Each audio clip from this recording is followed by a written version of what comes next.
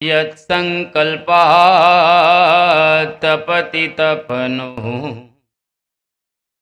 वाति वात समिन्धे वह निर्धत्ते धरणिरुदधि लङ्घते नैव वेला सोऽयं श्रीमान् निखिलजगतः अन्तरात्मावतीर्णो धर्मं रक्षन् दिशतु कुशलम् स्वामिनारायणो नः। यद्रोमविवरेलीना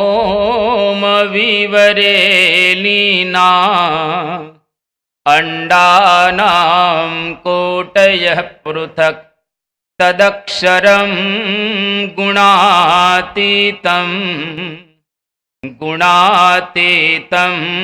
नमाम्यहम्।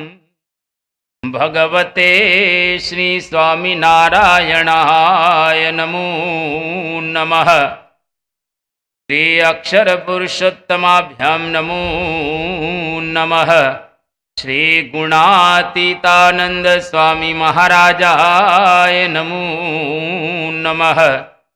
श्री भगतजी महाराजाय नमो नमः। श्री शास्त्रीजी महाराजाय नमो नमः। श्री योगीजी महाराजाय नमो नमः। श्री प्रमुख स्वामी महाराजाय नमो नमः। श्री महंत स्वामी महाराजाय नमो।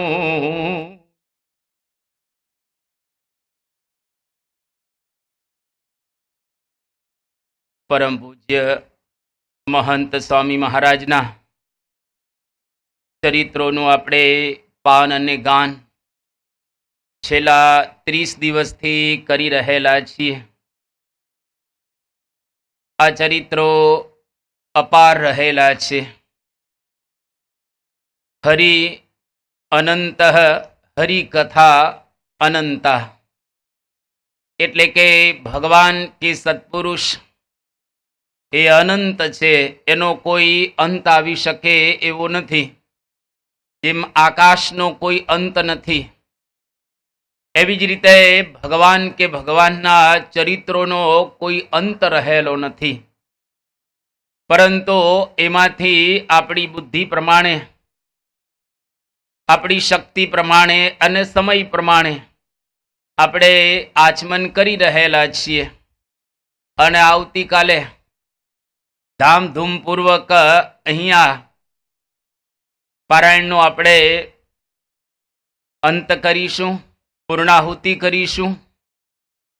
એની પૂર્વ સંધ્યાએ આ 2023ની સાલ, એ 2023ની સાલના પરમ પૂજ્ય સ્વામી બાપાના ચરિત્રો આપણે સાંભળી રહેલા છીએ। આવતીકાલે 2023ની સાલમાં બાપાએ જે કંઈ ચરિત્રો કર્યા છે, એમના જેટલા કંઈ પ્રસંગો રહેલા છે એ આપણે પૂર્ણ કરીશું। પરંતુ પછી 2024ની સાલ, ત્યાર પછી 2025મી સાલ, એટલે આ ચરિત્રોની અંદર દરરોજ કંઈક ને કંઈક દિવ્યતા આપણને જણાય છે। દરેક દિવસો સમાન ઉગતા નથી, દરેક સમય સરખો હોતો નથી। એવી રીતે સત્પુરુષના તમામ ચરિત્રો અલગ અલગ હોય છે, કારણ કે એના જીવનની અંદર દરરોજ નવી નવી ઘટનાઓ ઘટતી હોય છે। અને આપણા જેવા હજારો ને લાખો મુમુક્ષુઓને એનો દિવ્ય લાભ પ્રાપ્ત થઈ રહેલો છે અને ભવિષ્યની અંદર પણ આપણને થવાનો છે। તો આજે પરમ પૂજ્ય સ્વામી બાપા તારીખ 29/11/2023 બુધવાર બોચાસણની અંદર વિરાજમાન છે। અને અબુધાબીથી પૂજ્ય અક્ષરાતીત સ્વામી એનો બાપાની ઉપર ફોન આવ્યો અને બાપાને વાત કરી કે બાપા, આજે આપણું આ અબુધાબીનું મંદિર છે એની ઉપર ધજાદંડ અને આ બાજુ ધજાઓ ચડી ગયેલી છે. સ્વામીને વાત કરી કે બાપા 6 ધજાઓ ચડી ગઈ અને આજે આપની દયા અને કૃપાથી અહીંયા આગળ પવન છે, એટલે પવન હોય એટલે ધજા સ્વાભાવિક રીતે ફરકે. 6 ધજાઓ ફરકવા લાગેલી છે અને એક ધજા અત્યારે ચડી રહેલી છે. તો આપ એવી કૃપા કરો, કરુણા કરો કે સારી રીતે આ પ્રમાણે ધજા ચડી જાય. અને પછી એમને વાત કરી કે આ રીતે બાપા અક્ષર પુરુષોત્તમ મહારાજનો ગલ્ફ કોઓપરેશન કાઉન્સિલ એટલે કે GCC એની અંદર આપણો જય જયકાર થઈ ગયો અને બધા આપણને ખૂબ બધાઈ આપી રહેલા છે. એમ કરીને અક્ષરાતીત સ્વામીએ અક્ષર પુરુષોત્તમ મહારાજની જય બોલાવી અને બાપાએ પણ આ જયને ઝીલાવી. સ્વામી બાપાએ વાત કરી કે આજે બહુ જ મોટું કાર્ય અબુધાબીની અંદર થઈ રહેલું છે અને આવતી સદીઓ સુધી આ મંદિરની ગાથાઓ ગવાશે. સ્વામીએ એક વખત એવું પણ કહેલું હતું કે 100 પરચા થશે, ચમત્કાર થશે અને ખરેખર ત્યાં આગળ ઘણા બધા ચમત્કાર કે પરચાઓ થઈ રહેલા છે. સ્વામી આ ધજા ચડાવી બધી એટલે છેલ્લે એવું બોલ્યા કે વાહ, અક્ષર પુરુષોત્તમ મહારાજનો જય જયકાર મિડલ ઈસ્ટની અંદર થઈ ગયો. તો પરમ પૂજ્ય પ્રમુખ સ્વામી મહારાજના એક દિવ્ય સંકલ્પે, એમના આશીર્વાદથી અને પરમ પૂજ્ય મહંત સ્વામી મહારાજની કૃપાથી આજે આ મંદિરની ઉપર ધજા દંડ અને ધજાઓ એ ફરકવા લાગી અને આપણને બધાને પણ એક ગર્વ થાય, આનંદ થાય કે અક્ષર પુરુષોત્તમ મહારાજ મિડલ ઈસ્ટની અંદર બેસી ગયા. આજે આખા ભારત દેશને પણ ગર્વ થાય, કારણ કે આપણી હિન્દુ સંસ્કૃતિ એના તમામ દેવતાઓ આપણે અબુધાબી મંદિરની અંદર પ્રતિષ્ઠિત કરેલા છે. એટલે કોઈ પણ હિન્દુ ત્યાં આગળ જાય તો એને ગર્વ થાય કે આ અમારું જ મંદિર રહેલું છે. અને તમામ હિન્દુ ધર્મની શાખાઓ, એના જે અનુયાયીઓ રહેલા છે, તમામ અનુયાયીઓ ત્યાં આગળ જાય છે. ભજન ભક્તિ પોતપોતાના ખંડોની અંદર કરે છે. જેમ કે કોઈ રાધા કૃષ્ણ ભગવાનને માનતા હોય તો એના ખંડમાં જઈ અને ત્યાં ભજન ભક્તિ કરે. કોઈ સાઉથ ઇન્ડિયન હોય તો એ બાલાજીના ખંડની અંદર બેસી અને ભગવાનની આરાધના કરે. કોઈ રામચંદ્ર ભગવાનની ઉપાસના કે ભક્તિ કરતા હોય તો એના ખંડની અંદર બેસી અને ભજન કરે. અને કોઈ શંકર ભગવાનને માનતા હોય તો એ ખંડમાં બેસી અને ભજન ભક્તિ કરે. અને આપણે અક્ષર પુરુષોત્તમને માનીએ છીએ તો આપણા ખંડમાં બેસીને આપણે ભજન ભક્તિ માળા માનસી કથા કીર્તન એ કરીએ. તો આવી રીતે એક જબરજસ્ત કામ થયું. આની ઉપરથી આપણને એક વિશેષ જાણવા મળે કે સત્પુરુષોના સંકલ્પ હંમેશા સાકાર થાય છે. એમને આપેલા આશીર્વાદ હંમેશા ફળીભૂત થાય છે. એમણે જેટલા સંકલ્પ પૂર્વે કર્યા છે, અત્યારે કરી રહેલા છે અને ભવિષ્યની અંદર કરશે, તમામ સંકલ્પો સાકાર થશે જ. ગુણાતીતાનંદ સ્વામી એવો સંકલ્પ કરીને ગયા છે કે પાંદડે પાંદડે સ્વામિનારાયણનું નામ લેવાશે. આખા બ્રહ્માંડની અંદર સત્સંગ થશે અને ખરેખર એ સંકલ્પ ધીરે ધીરે સાકાર થઈ રહેલો છે. ગોપાળાનંદ સ્વામી એવો સંકલ્પ કરીને ગયા છે કે ભવિષ્યમાં સ્વામિનારાયણ ભગવાનના સોનાના મંદિરો થશે, સુવર્ણના મંદિરો થશે. એનો મતલબ શું થયો? સોનાનું મંદિર કરવું હોય તો તમારા ઘરે સોનાની ઈંટો આવે તો જ સોનાના મંદિરો થાય ને. અત્યારે જે ભાવ હોય તે, કારણ કે હરિભક્તો જ બધા પૈસા આપતા હોય છે મંદિર બાંધવા માટે.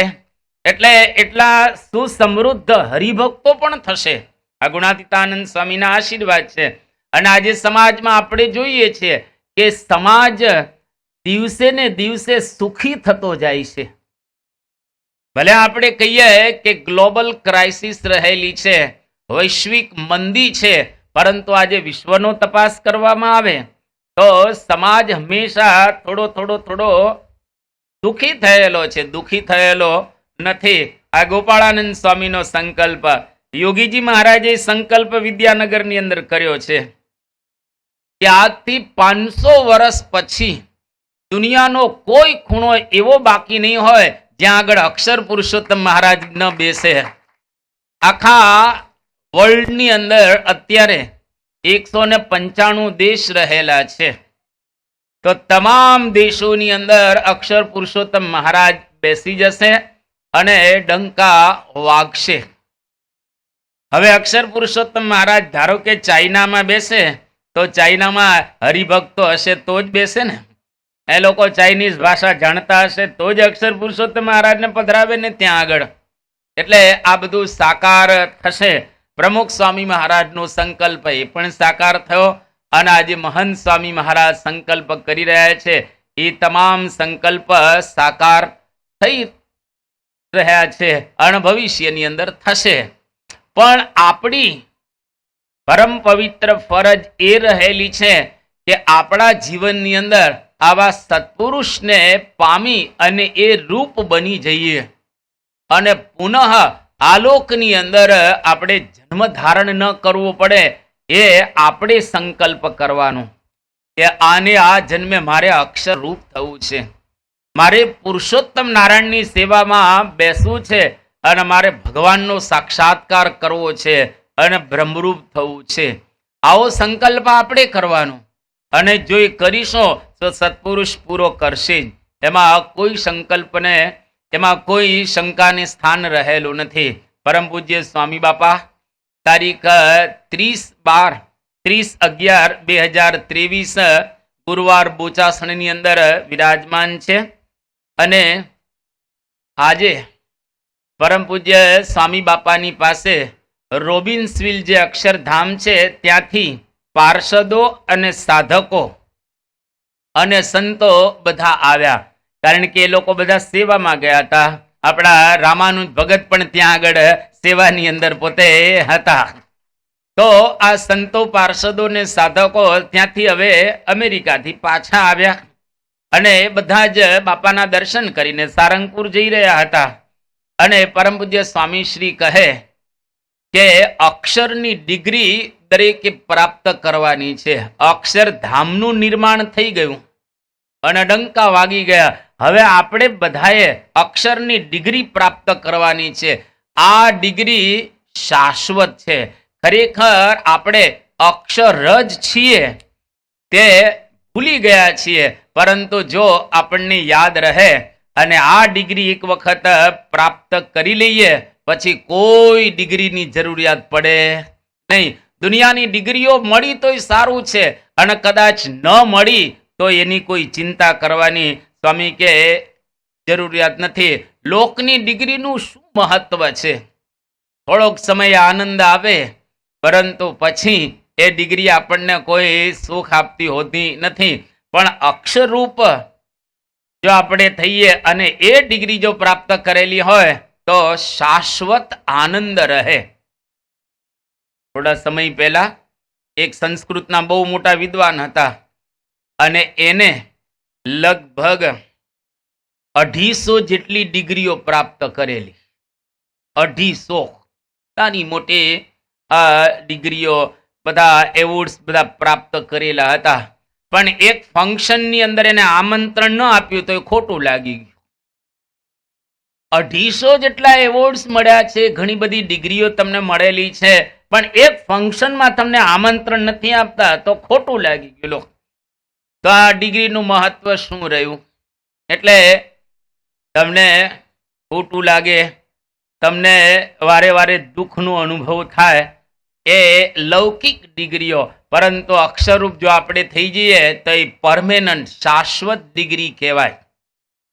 સંસ્કૃતના એક પંડિત પૂજ્ય વિવેક સાગર સ્વામી અને બધા સંતો સંસ્કૃત ભણતા હતા, ત્યારે એમને વાત કરી કે તમે મૂકો ને સ્વામી આ બધું, તમારે સંસ્કૃત ભણીને શું કામ છે? કારણ કે તમે તો સંસારનો ત્યાગ કરીને આવી ગયા છો. હવે તમારે ભજન ભક્તિ માળા માનસીને કથા કીર્તન થાય એ અગત્યનું રહેલું છે. અને પછી એને વાત કરી કે યોગીજી મહારાજનો સંકલ્પ છે કે બધા સંતો સારી રીતે ભણે. એ શેના માટે તમે ભણો છો? પ્રતિવાદીઓનું મુખ મર્દન કરવા માટે, કે તમારા સંપ્રદાયની સામે કોઈક એવા આવે અને કોઈક તમારા સંપ્રદાયની સામે પ્રશ્ન ઉઠાવે, તમારા તત્વજ્ઞાનમાં પ્રશ્ન ઉઠાવે, તમારા ગુરુ અથવા તો ઈષ્ટદેવની અંદર કોઈ પ્રશ્ન કરે, તો એને જવાબ આપવા માટે તમારે ભણવાનું છે, નહીં કે દુનિયામાં કંઈ અધૂરું છે અને ભણવાનું છે. અને ખરેખર એટલા માટે યોગીજી મહારાજે સંતોને ભણાવ્યા. યોગી બાપા એવો સંકલ્પ કરે કે આપણે 21 પુરાણી કરવા છે, 21 શાસ્ત્રી કરવા છે અને 21 આચાર્ય કરવા છે. યોગી બાપાનો આ સંકલ્પ પરમ પૂજ્ય પ્રમુખ સ્વામી મહારાજે પૂરો કરી દીધો. અને એનાથી વધારે પુરાણીઓ થઈ ગયા, એનાથી વધારે શાસ્ત્રીઓ થઈ ગયા, એનાથી વધારે આચાર્ય થઈ ગયા અને એનાથી વધારે પીએચડી થઈ ગયા આપણા સંપ્રદાયની અંદર. અને આજે પણ સારંગપુરની અંદર પૂજ્ય સંતો આ સંસ્કૃતનો અભ્યાસ કરી રહેલા છે. અને આપણા સંપ્રદાયનું જે તત્વજ્ઞાન છે એ બહુ જ વ્યવસ્થિત છે, અતિશય વ્યવસ્થિત રહેલું છે. કારણ કે ભગવાન સર્વોપરી સર્વ અવતારના અવતારી પૂર્ણ પુરુષોત્તમ નારાયણ એને આપેલું તત્વજ્ઞાન એ બરાબર જ હોય. એટલે શ્રીજી મહારાજે અદ્ભુત વચનામૃતની અંદર આ તત્વજ્ઞાન આપ્યું. જે તત્વજ્ઞાન વેદો, બ્રાહ્મણ, આરણ્યક અને ઉપનિષદ જે ગ્રંથો રહેલા છે એને બરાબર માન્ય છે. એની અંદર જે બતાવેલું છે એ શ્રીજી મહારાજે સાદી ગુજરાતીની અંદર આપણને આપ્યું. અને આજે તમને આનંદ થશે કે ભારતના જે મૂર્ધન્ય વિદ્વાનો રહેલા છે એ લોકોએ પણ આપણા તત્વજ્ઞાનની સરાહના કે પ્રશંસા કરેલી છે.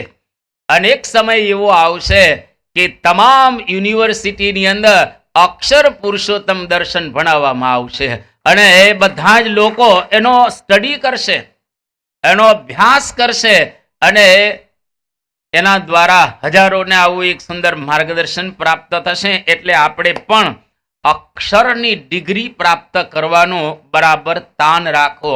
ડોક્ટર થાવ સારું છે, એન્જિનિયર થાવ સારું છે, તમારા દીકરા દીકરીઓને વ્યવસ્થિત ભણાવવા, આ બધું જ કરવું, પણ મોટામાં મોટી ડિગ્રી એ ભગવાન ભજવા તે રહેલી છે. અને જેને ભગવાન ભજ્યા છે એની પાસે કોઈ ડિગ્રી નહીં હોય તો આખી દુનિયા એને માન આપશે. નરસિંહ મહેતાને કઈ ડિગ્રી હતી મને કહો? મીરાની પાસે કઈ ડિગ્રી હતી? અરે ગોરા કુંભારની પાસે કઈ ડિગ્રી હતી? અરે કબીર તો એવું બોલે છે કે મચ્છી કો છુયો નહીં, એટલે કે હું શાહીને જે લખીને શાય એને હું તો અડ્યો નથી. અને છતાં એ કબીરના કાવ્ય ઉપર લોકો પીએચડી કરે છે. એ ભણવા ગયા નથી સ્કૂલમાં અને એના કાવ્ય ઉપર લોકો પીએચડી કરે છે. નિષ્કુળાનંદ સ્વામી એ શેખપાટની અંદર શું ભણ્યા હશે? આજે પણ તમે શેખપાટમાં જાઓ તો કંઈ નથી એટલું બધું. એવી કોઈ સ્કૂલે શેખપાટની અંદર નથી.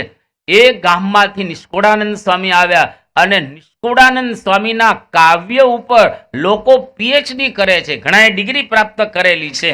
અને નિષ્કુળાનંદ સ્વામી સાવ સામાન્ય હતા, પણ અંતરની ભાષા, અંતરનો વૈભવ એ અક્ષરરૂપ થઈ ગયા હતા. એને ભગવાન ભજ્યા અને એના દ્વારા મોટપ મળી.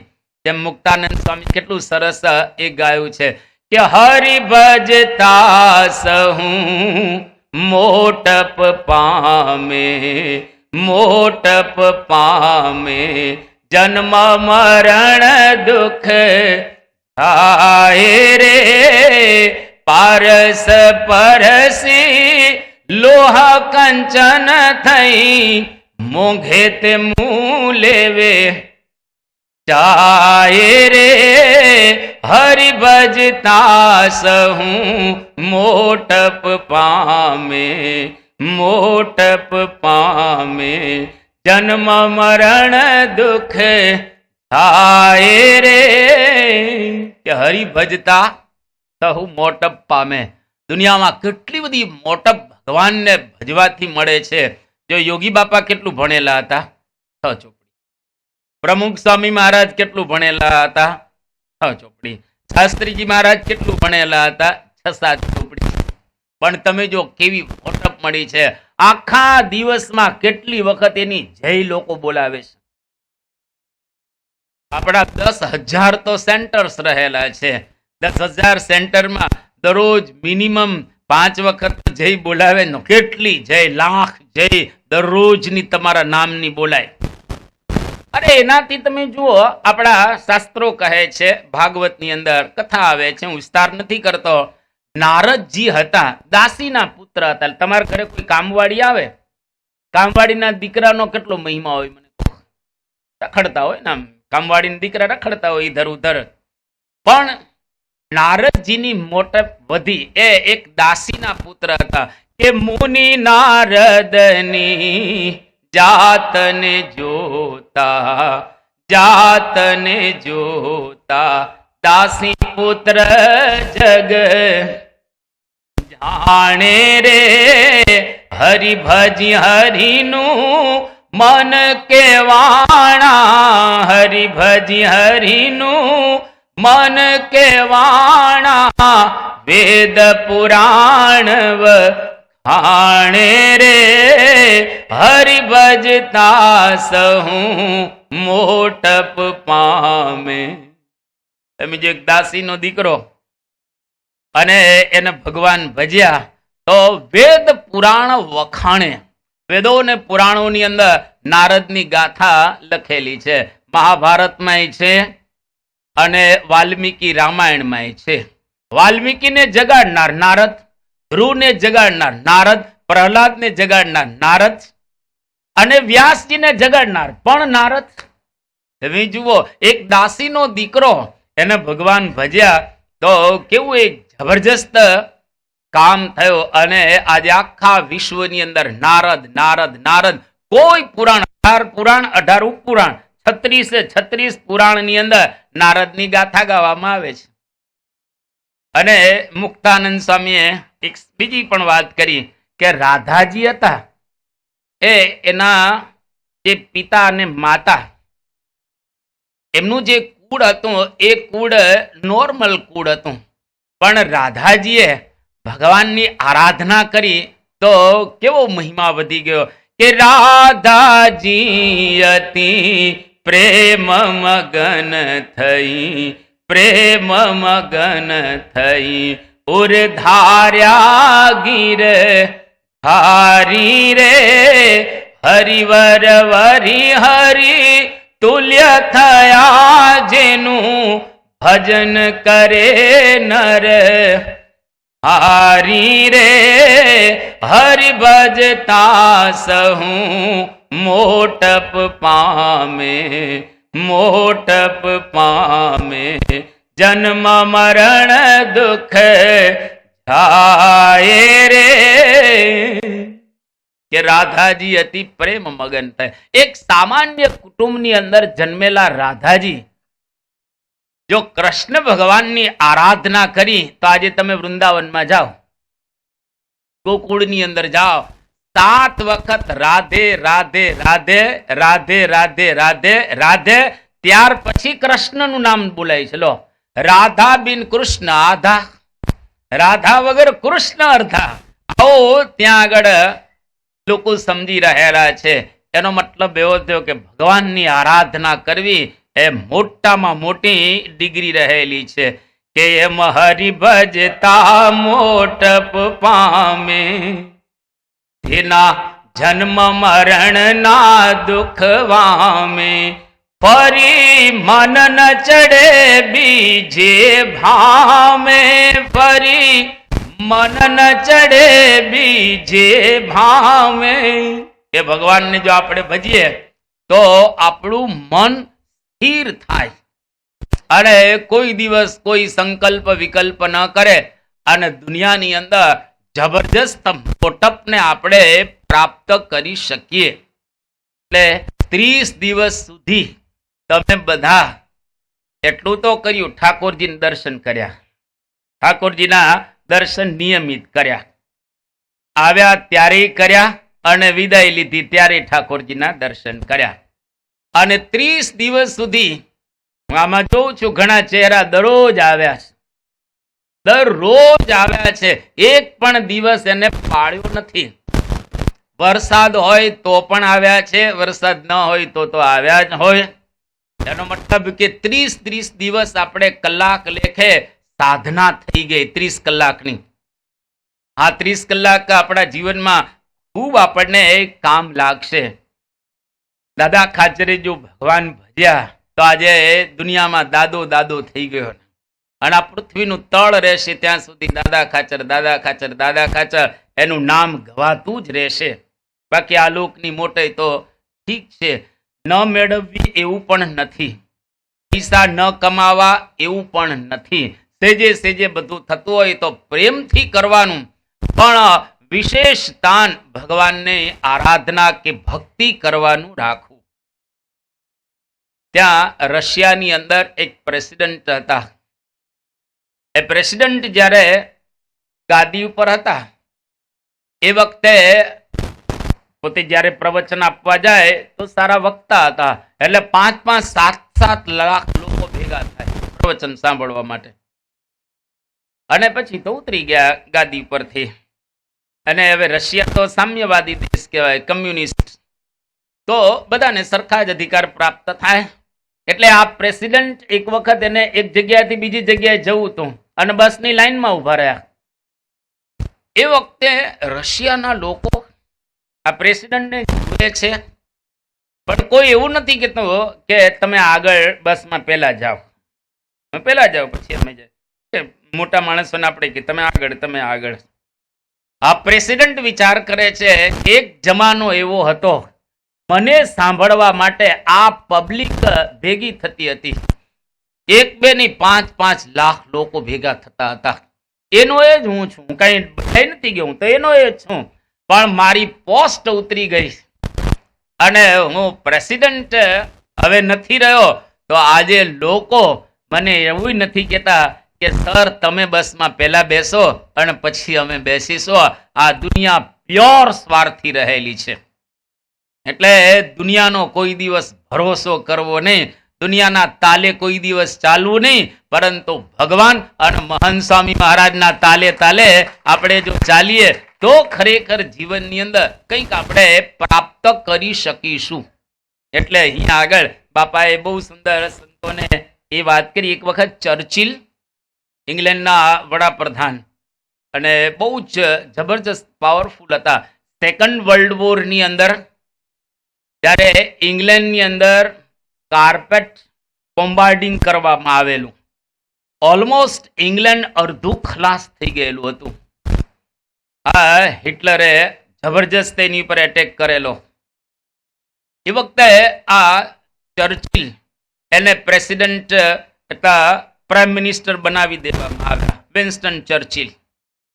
અને જેવા પોતે પ્રાઇમ મિનિસ્ટર બન્યા એટલે પહેલું જ વાક્ય બોલ્યું, એમણે કહ્યું કે વી ફોર વિક્ટરી. ઇંગ્લેન્ડનો નાનો છોકરો બચ્યો હશે ત્યાં સુધી અમે લડી લેશું.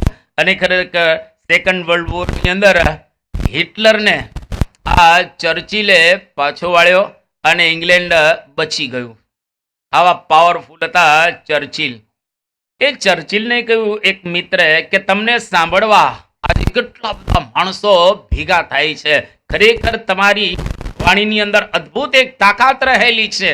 ત્યારે ચર્ચિલે કહ્યું કે આ લોકોનો કોઈ ભરોસો નહીં, કે આ લોકોનો કોઈ ભરોસો નહીં. અત્યારે આટલા બધા સાંભળવા આવ્યા છે મને, કારણ કે મારી પાસે પોસ્ટ છે, હું વડાપ્રધાન છું એટલે. પણ ધારો કે આવતીકાલે એવું કંઈક બને ને મને ફાંસીના માછડે ચડાવી દેવામાં આવે તો આના કરતા વધારે પબ્લિક ભેગી થાય, આના કરતા વધારે પબ્લિક ભેગી થાય. એટલે આલોકના માણસોનો કોઈ ભરોસો હોતો નથી. એટલે આપણે લોક ઉપર કરતા ભગવાન અને આવા સંત એની ઉપર વધારે તાણ રાખવું, અને બાપાએ જે આપણને કહ્યું કે આ ડિગ્રી લેવા જેવી છે એ ડિગ્રી લેવા માટે આપણે લાલાયત થવું. તારીખ 1/12/2023 શુક્રવાર બોચાસણથી બાપા આજે નડિયાદ જઈ રહેલા છે. અને ત્યાં આગળ સ્વામીશ્રી પોતે રોબિન્સવિલની અંદર હતા. એ વખતે 13 ઓક્ટોબર 2023 એ દિવસ બાસ્કેટબોલ પ્લેયર રૂડી ગોબલ્ટ એ પરમ પૂજ્ય સ્વામી બાપાના દર્શન કરવા માટે અને મળવા માટે આવ્યા હતા. અને સ્વામીશ્રીએ એમના પ્રશ્નોનો ઉત્તર આપ્યો હતો. એમને કહ્યું કે કેવી રીતે આપણે મોટાઈ પ્રાપ્ત થાય, અથવા તો કેવી રીતે આપણે આમ મોટા બની શકીએ. તો સ્વામીશ્રીએ વાત કરી કે દાસના દાસ થવાથી લીડર બની શકાય. બાપાએ આવો જવાબ આપેલો હતો. લીડર બનવા માટે દાસના દાસ થવું પડે. હવે આ ગોબલ્ટ એમને કઈ આપણી ભાષા બધું સમજાય નહીં, કારણ કે આપણી ભાષા એના માટે થોડી અઘરી ગણાય. પણ એમણે આ પરમજી સ્વામી બાપા પાસેથી સાંભળ્યું અને રાજી થયા, અને એ પ્રમાણે એને વર્તવાનો પ્રયાસ કર્યો. અને પોતે બોલ્યા કે ગુરુજીએ કહ્યું છે એ પ્રમાણે જ હું કરીશ. અને એમને લાવ્યા હતા યજ્ઞાનંદ સ્વામી. એ યજ્ઞાનંદ સ્વામીને એમણે પત્ર મોકલ્યો એક. બાપાને મળીને ગયા ત્યાર પછી એના પત્રની અંદર બહુ સુંદર લખ્યું હતું. એમના એક્ઝેક્ટ શબ્દો કે I was A great blessing to meet the ગુરુ ટુડે. મને આજે ખૂબ જ આનંદ થયો અને આશીર્વાદ મહાન મળ્યા આ ગુરુના. ત્યાર પછી કે a very powerful experience that will stick with me for ever. કે આ જે અનુભવ છે એ હંમેશા મારી સાથે રહેશે. મને અનુભવ થયો મહાન સ્વામી મહારાજ કોઈ જુદા જ પ્રકારનો એ અનુભવ હતો. એ અનુભવ ફોર એવર હંમેશને માટે મારી સાથે રહેશે. અને ત્યાર પછી સરસ કહે છે I will make the world a better place for all. હું આ દુનિયાને કંઈક સારી બનાવવા માટે પ્રયત્ન કરીશ. એના માટે હું દાખલો કરીશ. આ પ્રમાણે સ્વામી બાપાને એમણે પત્ર એક લખ્યો હતો અને યજ્ઞાનંદ સ્વામીએ આ વાત કરી.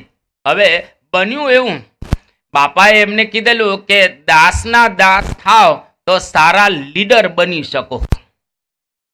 હવે પ્રસંગ એમના જીવનની અંદર 14 નવેમ્બર 2023 એમાં એક બન્યું, એક મેચ હતી બાસ્કેટબોલની. હવે એની અંદર પોતાની ટીમ અને સામેની ટીમ, બે ટીમની અંદર એક એક પ્લેયર એવા હતા જેને એકબીજા પ્રત્યે આમ ભાવ નહોતો ને થોડી તકરાર થઈ, થોડીક બોલાચાલી થઈ. એટલે આ ગોબર્ટ છે બંને પ્લેયરને છૂટા પાડવા માટે ત્યાં આગળ જાય છે. કારણ કે તકરાર થાય એટલે છૂટા તો કોઈ કે પાડવા પડે, એટલે આ છૂટા પાડવા માટે જાય છે. અને સામેની ટીમનો જે પ્લેયર હતો એને આ ગોબર્ટને અહીંયાથી હેડલોક એટલે ગળામાં પકડી લીધો. એટલે અહીં ગળું દબાવ્યું. હવે સ્વાભાવિક રીતે કોઈ ગળું દબાવે તો આપણે છોડવાનો પ્રયત્ન તો કરીએ જ, પણ આમને એવી વાત બાપા પાસેથી સાંભળેલી હતી કે દાસના દાસ થઈએ તો આપણે લીડર બની શકીએ. એટલે બિલકુલ કંઈ પોતે બોલતા નથી. અને પેલા એ ગળું દબાવ્યું, કંઈ નહીં, એને ઊંચા હાથ કર્યા. હવે એ વખતે તો સ્વાભાવિક રીતે સ્વ બચાવ કરવો જોઈએ, પણ એને સ્વ બચાવ કર્યો નહીં. અને એ વખતે તો પછી બધા આવી જ જાય સ્વાભાવિક રીતે. ત્યાં આગળ બધા આવી ગયા અને બધાએ આ ગોબર્ટની પ્રશંસા કરી કે આને કશું જ કર્યું નહીં. અને જેને હેડલોક કરેલો હતો એને ગળું દબાવેલું હતું એને 5 ગેમ સુધી બરતરફ કર્યો. 5 ગેમ એને રમવા ન આપી. અને આ જે ગોબર્ટ પ્રત્યે જેટલા કંઈ પ્લેયરો બધા હતા બધાને એના પ્રત્યે એકદમ ભાવ થઈ ગયો કે ખરેખર આને આવો એક પ્રતિસાદ આપ્યો. કશું બોલ્યા નહીં અને કોઈ પણ પ્રકારનો પ્રતિકાર પણ એને કર્યો નહીં. એ વખતે એમના જે કોચ હતા બુના, એ બુના એને આ યજ્ઞાનંદ સ્વામીને કહ્યું કે સ્વામીજી આ રૂડી ગોબર્ટ એ જ્યારે એને હેડલોક કરવામાં આવ્યો, એનું ગળું દબાવવામાં આવ્યું હતું, એ વખતે પણ એ સ્વામીજીને યાદ કરતા હતા. એ વખતે મહંત સ્વામી મહારાજને યાદ કરતા હતા કે સ્વામીજીએ મને કહેલું છે કે દાસના દાસ થઈએ તો લીડર બની શકાય. એટલે એનું ગળું દબાવેલું છે એ વખતે પણ મહંત સ્વામી મહારાજને એ પોતે યાદ કરતા હતા. અને એમણે કહ્યું કે આપણે આવા પ્રકારનો પ્રતિસાદ જો આપીએ, ખરાબ લાગે એટલે આપણે કઈ પ્રતિસાદ એવો આપવો નથી. અને ખરેખર એ શાંત રહ્યા એટલે બધાએ એની પ્રશંસા કરી. હવે આ પ્રકારે બાપાએ બધું સાંભળ્યું ત્યારે પરમ પૂજ્ય સ્વામી બાપા શું બોલ્યા કે આપણી જીત થઈ.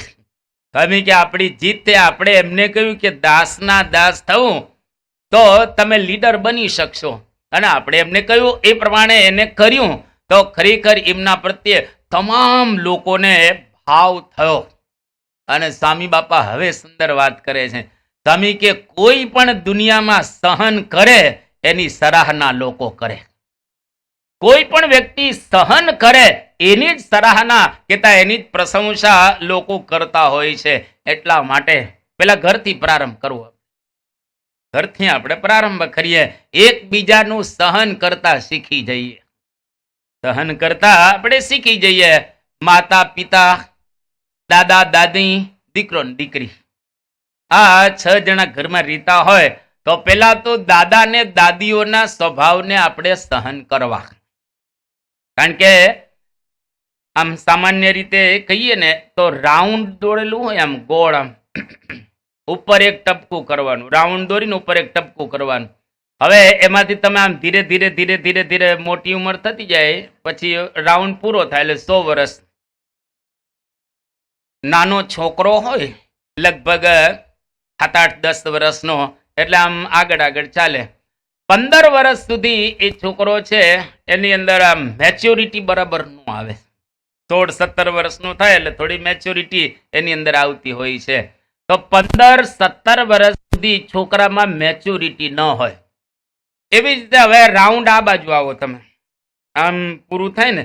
હવે જીવન પૂરું થવાનું હોય, ધારો કે તમારું 90 વર્ષે જીવન પૂરું થવાનું છે, એટલે 75 વર્ષની તમારી ઉંમર થાય એટલે છોકરા જેવા થઈ જશો તમે. છોકરા જેવા, રીસર છોકરા જેવા છે. એટલે આમ બે બાજુ છે રાઉન્ડ ને આ બાજુ ને આ બાજુ, સ્વભાવ છોકરા જેવા થઈ જાય.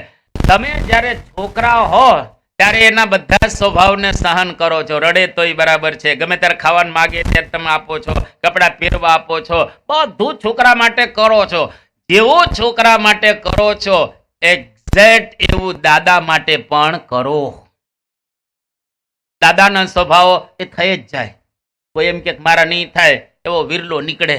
બાકી મોટા ભાગના તમે જો દાદા હોય તો એ શું કરતા, ગમે ત્યારે બોલે, ગમે ત્યારે લાકડી પછાડતા હોય, ગમે ત્યારે કંઈક બોલી નાખતા હોય છે. કારણ કે હવે છોકરા થઈ ગયા. હવે 75 ના થાય એટલે છોકરા થઈ ગયા. હવે એની પાસેથી કોઈ અપેક્ષા નહીં રાખવાની, એની સેવા કરવાની. 15 વર્ષ તમારી કે 20 વર્ષ દાદા દાદીઓએ તમારી સેવા કરી છોકરાઓની, તો હવે છેલ્લી અવસ્થામાં તમારે એની સેવા કરવાની. જેમ છોકરા માટે ચોકલેટ લઈ આપો છો અને એના માટે તમે રમકડા લઈ આપો છો અને એનું બધું જ તમને સારું લાગે છે, એવી જ રીતે છેલ્લા 15-20 વર્ષ દાદા દાદીઓને બરાબર રીતે સાચવવા. છોકરાઓને સાચવા એના કરતા વધારે સારા સાચવવા. કેમ તો કે વ્યાજ તો ચડે ને, તમને સાચવ્યાનું થોડું વ્યાજ ચડે, એટલે વ્યાજ સાથે એને આપવાનું બરાબર રીતે. કોઈ દિવસ દાદા દાદીઓ આમ તેમ બોલી જાય તો એનું માથે જ નહીં લેવાનું. બરાબર છે, એવી રીતે જ બોલે જ, એમાં કોઈ ગડબડ આપણે કરવાની. આવી રીતે ઘરમાં સાચવીએ, એકબીજાનું સહન કરીએ, કેટલો આનંદ આવે. દાદા દાદીઓને કેટલો આમ ઘરની અંદર જીવવાનો આનંદ. આ વૃદ્ધાશ્રમમાં મૂકી આવે છે. આપણી સંસ્કૃતિ છે માતૃદેવો ભવ પિતૃદેવો ભવ. આપણે તથા માતા પિતાને દેવ સમાન જાણવા. એ ગુજરાત કે ઇન્ડિયાની ધરતી ઉપર આજે હજારો વૃદ્ધાશ્રમો થઈ ગયા છે. દીકરા દીકરીઓએ શરમાવું જોઈએ મા બાપને વૃદ્ધાશ્રમની અંદર મૂકતા પહેલા. આપણા સુરતમાં છે વૃદ્ધાશ્રમ, આપણા સુરતમાં. આપણે અપીલ કરીએ જે વૃદ્ધાશ્રમ ચલાવતા હોય એને કે દાદા દાદીઓને પ્રેમથી ઘરે મૂકી આવો, જેટલા છે ને બધાને ઘરે મૂકી આવો. બધાને ઘરે મૂકી અને દીકરા દીકરીને કહો આને ભગવાનની જેમ સાચવવાના, આને દેવની જેમ સાચવવાના. હવે જો આટલું સહન કરીએ તો કેટલો આનંદ. અને ઘરની અંદર આપણે રહ્યા છીએ તો ખાવા પીવાની અંદર પણ દાદા દાદી માગે એને આપવું, આપણી ધ્યાન રાખવું. ખાવા પીવાની જયારે વાત નીકળી છે ત્યારે વચ્ચે એક વાત કરી દઉં. ખાવા પીવા માટે આપણા શાસ્ત્રો બહુ સરસ એક વાત કરે છે કે આહાર શુદ્ધો સત્વ શુદ્ધિ, સત્વ શુદ્ધો ધ્રુવાનુસ્મૃતિ. આ ઉપનિષદનો મંત્ર છે. આહાર શુદ્ધો, જો ખાવામાં તમે બરાબર ધ્યાન રાખશો તો સત્વ શુદ્ધિ એટલે કે સત્વગુણની વૃદ્ધિ થશે, અને સત્વગુણની વૃદ્ધિ થશે તો તમને ભગવાનનો અનુભવ થશે. એટલે ખાવા પીવાની અંદર બરાબર, હોટલનું તો બંધ જ કરજો, લારીઓનું તો બિલકુલ ખાતા જ નહીં.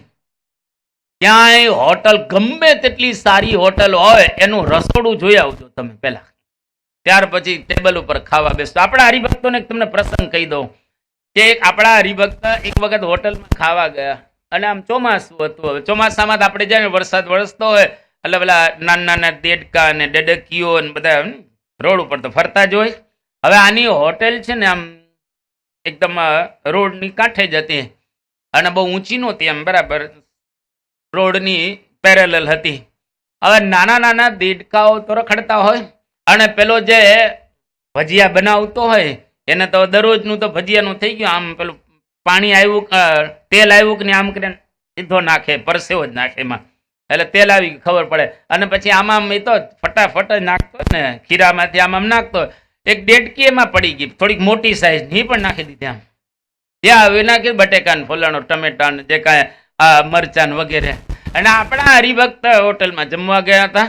હવે સામાન્ય રીતે મોટું ભજીયું આવે ને એટલે શું કરવાનું હોય, એના 2 કટકા કરી, બાકી નાનું હોય તો આપણે બોડીને સીધું મોઢામાં નાખી દઈએ એક સાથે.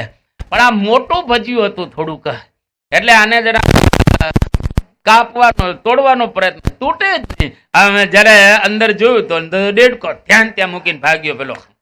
અને નિયમ શું લીધો, આજથી હોટલમાં ખાય, હરામ ખાય, કોઈ દિવસ હોટલમાં ખાવું નથી આજથી. એટલે હોટલની અંદર બધી જગ્યાએ દેડકા નથી હોતા, પણ હોટલમાં કોઈ દિવસ ખાવું નહીં. અન્ન દેવતા છે, એ દેવતા ભગવાનને ધરાવેલું અન્ન આપણે ખાવું. હોટલમાં ધરાવવામાં આવે છે કે આપણા ઘરની અંદર ધરાવવામાં આવે છે. અને જ્યારે તમે જમવા બેસો બધા જ, તો પહેલા જમતા પહેલા મંત્ર બોલવાનો અને આંખો મીચીને ભગવાનને યાદ કરવાનું કે ભગવાન તમે અહીંયા આગળ પધારો.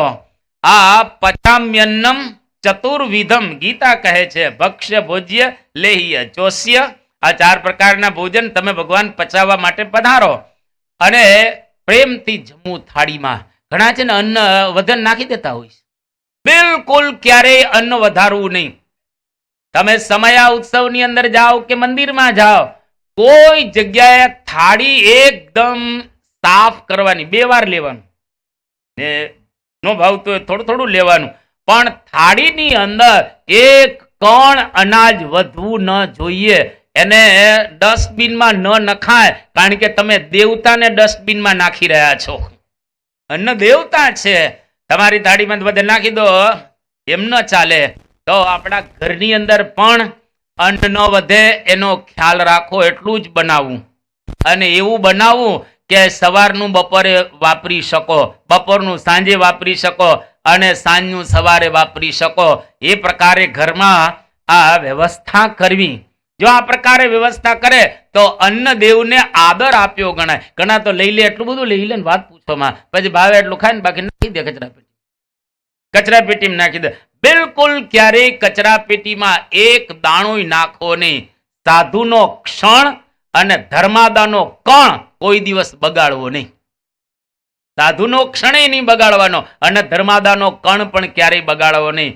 અને જો આવી રીતે તમે અન્નને આદર આપશો તો અન્ન તમારા પેટની અંદર પચશે અને એના દ્વારા લોહી થશે, માંસ થશે, અને આ બધું થશે અને આપણું શરીર શુદ્ધ અને પવિત્ર થશે. કારણ કે શાસ્ત્રો કહે છે અન્ન દેવતા છે એ આહાર શુદ્ધો સત્વ શુદ્ધિ. તમે જુઓ મહાભારતનો એક પ્રસંગ સાથે સાથે કહી દઈએ. ભીષ્મ પિતામહ કેટલા પવિત્ર હતા, જબરજસ્ત પવિત્ર.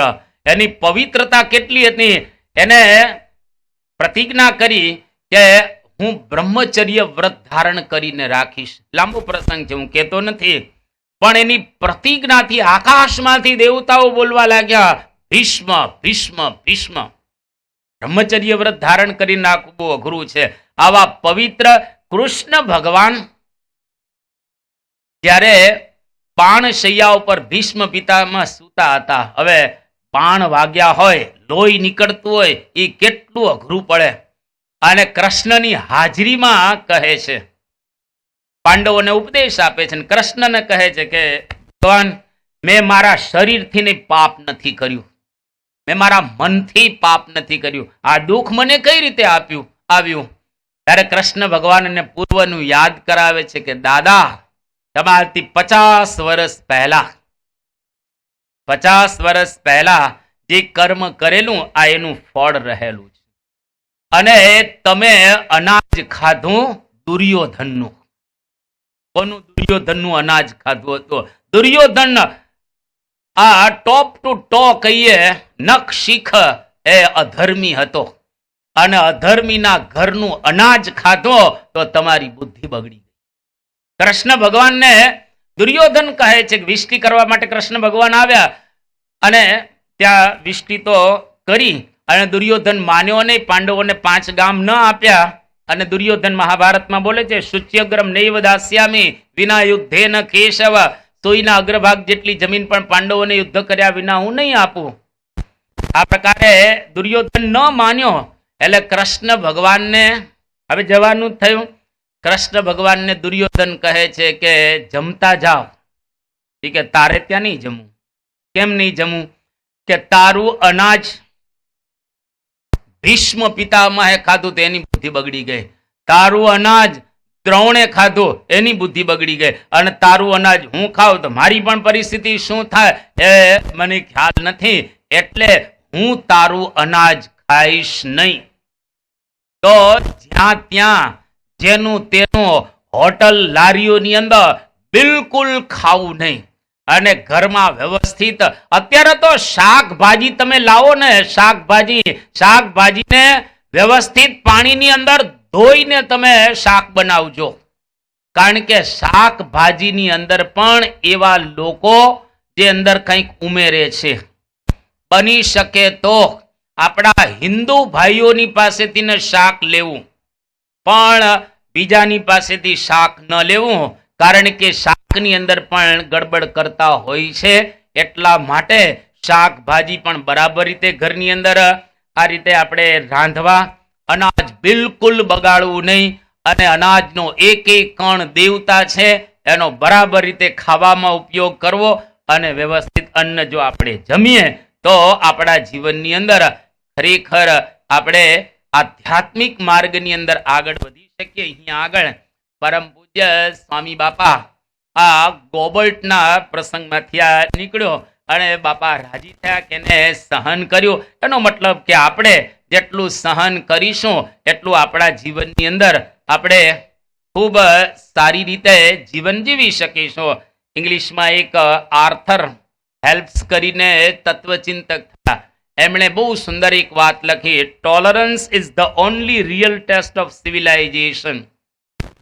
ખરેખર આ મોટામાં મોટી એક ટેસ્ટ એટલે પરીક્ષા છે સિવિલાઇઝેશનની, તો આપણે પણ સહન કરવું. એક બહુ સુંદર વાત કરી કે કમ ખાવ તો શરીર સ્વસ્થ રહે, કમ ખાવ તો પરિવાર અને મન સ્વસ્થ રહે, અને નમ જાઓ તો સમાજ સ્વસ્થ રહે. કમ ખાના और નમ જાના. જે યોગી બાપાના જીવનમાંથી આપણને સ્પષ્ટ દેખાય. યોગીજી મહારાજ કહે ખમવું એ સાધુતાનો ગુણ રહેલો એ છે, અને જો આપણે ખમીએ તો આત્મા રૂપે વર્ત્યા કહેવાય. આ યોગીજી મહારાજે એ કહેલું છે. તો આપણે પણ આ પ્રકારે થોડા ખમતા થઈએ તારીખ 4/12/2023 બાપા નડિયાદની અંદર વિરાજમાન છે. સોમવારનો દિવસ છે. બાપા યજ્ઞશાળાની અંદર જતા હતા. હવે રસ્તાની અંદર એક બેનની ચીસો સંભળાવા લાગી. જોર જોરથી બેન ચીસો પાડતા હતા. બાપાની ગાડી ત્યાંથી પસાર થઈ અને એમને ભૂતનો પ્રવેશ હતો. એટલે આ બેન ચીસો પાડતા હતા. હવે બાપાના એમને દર્શન કર્યા. હવે આ બેન આપણા સુરતના હતા, રાજેશભાઈ આંબલિયા. હવે એમના આ દીકરી હતા. એની અંદર ભૂતનો પ્રવેશ કરો. કોઈ ફંક્શનમાં ગયા હશે અને એમાંથી આ એમને ભૂતનો પ્રવેશ થયો. અને બેનનું નામ જીનલબા, જીનલબેન આપણે કહીએ. તો બાપા આમ જતા હતા એ વખતે જોર જોરથી ચીસો પાડવા લાગ્યા. અને આ ભૂતનો પ્રવેશ એટલા માટે એની અંદર થયો હતો કે ભૂતની ઈચ્છા હતી કે મારો મોક્ષ કરવો છે, મારું કલ્યાણ કરવું છે. હવે આ બેનો ચીસ પાડતા હતા એ વખતે પરમ પૂજ્ય સ્વામી બાપા ત્યાંથી આમ પસાર થતા. બાપાને વાત પણ કરવામાં આવી અને બાપા યજ્ઞશાળાની અંદર ગયા. હવે આ જે બેન હતા એ આપણી જે BAPS હોસ્પિટલ છે સુરતની અંદર, એની અંદર પોતે નોકરી કરતા હતા અને 10 દિવસ પછી નર્સની નોકરી કરતા હતા અને 10 દિવસ પછી એ કેનેડા જવાના હતા. અને એમાં આ પ્રસંગ ભૂતનો બન્યો. હવે બાપાના દર્શન તો એમને કર્યા પણ વધારે ચીસો પાડતા હતા. એટલે બાપા યજ્ઞ મંડપમાં બધું કરી અને પાછા આવ્યા તો ઓર ચીસો આ બેન પાડવા લાગ્યા. એટલી બધી ચીસો પાડે અને ત્યાં આગળ બાપાને બધી વાત કરવામાં કે બાપા ગઈકાલે એ રાત્રે એના શરીરની અંદર કોઈકનો પ્રવેશ થયો છે અને એ એવી વાત કરે છે કે મારે મોક્ષ જોઈતો છે અને મને મહંત સ્વામી મહારાજ પાસે લઈ જાઓ તો મારો મોક્ષ કરશે. એટલે એના શરીરની અંદર આનો પ્રવેશ કરેલો છે અને આજે અહીંયા આગળ આવ્યા છે. અને એ વખતે બાપા એ કહ્યું કે એને પાણી આપો. તો એક વિવેક નામના જે સેવક હતા બાપાની સાથે, એમને કહ્યું કે આ પાણી લઈ જાઓ અને બેનની ઉપર એ પાણી છાંટજો અને એમને સારું થઈ જશે. અને ત્યાં આગળ બેન એકદમ બેભાન જેવા પડેલા હતા, જોર જોરથી ચીસો પાડતા હતા. જેવું પાણી એની ઉપર નાખ્યું એટલે જોર જોરથી બોલવા માંડ્યા, મારો મોક્ષ થઈ ગયો, મારો મોક્ષ થઈ ગયો, મારો મોક્ષ થઈ ગયો, હવે હું જાઉં છું એમ કહી અને બેનના શરીરમાંથી એ નીકળી ગયા. થોડી વાર થઈ તો બેન એકદમ સ્વસ્થ થઈ ગયા. આ બધી વાત ત્યાં જે બની એ વિવેક નામના જે સાધક હતા કે સેવક હતા એમણે બાપાને આવી અને આ બધી વાત કરી અને ખરેખર બેનને એકદમ સંપૂર્ણ સારું થઈ ગયું. એટલે કોઈક વખત હરિભક્તોના શરીરની અંદર ભૂત પ્રવેશી ન શકે. યાદ રાખજો, હરિભક્તોના શરીરની અંદર ભૂત પ્રવેશી શકતા નથી, કારણ કે એની કોઈ તાકાત નથી કે તમારા શરીરમાં પ્રવેશ કરી શકે. મહારાજ સ્વામીની કંઠી આપણે બાંધેલી હોય અને નિષ્ઠા પાકી હોય તો પણ છતાંય કોઈક હરિભક્તના શરીરની અંદર આવી રીતે ભૂતનો પ્રવેશ થાય ત્યારે એવું સમજવો કે ભૂતને મોક્ષ જોઈ છે એટલે તમારા શરીરની અંદર પ્રવેશે છે. બાકી આપણા શરીરની અંદર કોઈ દિવસ ભૂતનો પ્રવેશ થઈ શકે નહીં. મેલી વિદ્યા પણ આપણને કશું જ ન કરી શકે. એટલે દોરા ધાગા કે કોઈ પ્રકારના નારિયેળ એમાં બિલકુલ આપણે શ્રદ્ધા ધરાવીને મંત્રેલા દોરાની કોઈ જરૂરિયાત આપણે રહેલી નથી.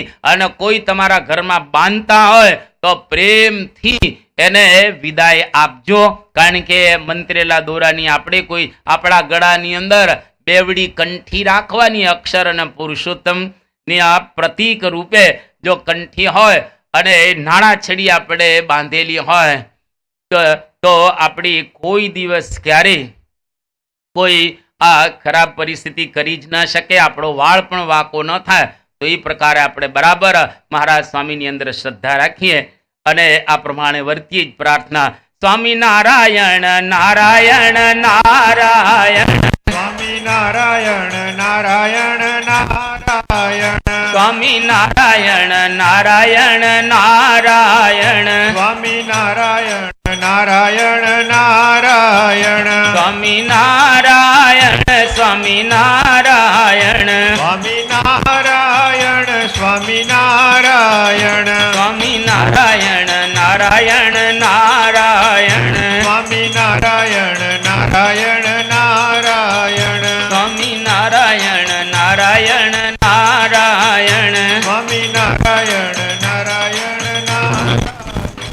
આવતીકાલે રવિવારનો દિવસ છે અને આવતીકાલે આપણી પારાયણની અહીંયા આગળ આપણે પૂર્ણાહુતિ કરીશું.